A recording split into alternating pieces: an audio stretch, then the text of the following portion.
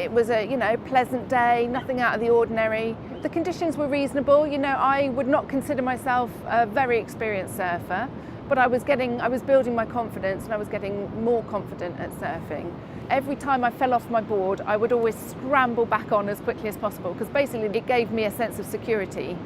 And this one time, I went under the water after surfing a wave, and then as I was under the water, I realised that there was no tug. So normally you wait for the tug, which is the leash and the surfboard, and I didn't feel that tug.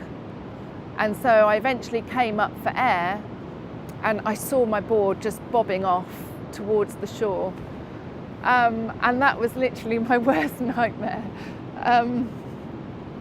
My first instinct was to shout for help because there were surfers in the water nearby. I shouted, nobody heard me. So in that instant, I had to make a decision. And it was just so strange that 3 days beforehand, I just happened to have spoken to a lifeguard about what would I do if my leash broke.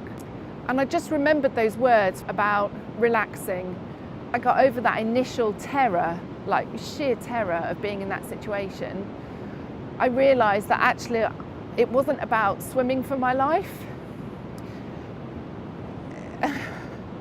It was literally about you have to relax. You had to relax for your life, to save your life. And that's what I did. I just trusted that if I stayed relaxed, there was enough air in my lungs to make me float. Eventually, the sea would bring me back towards the shore.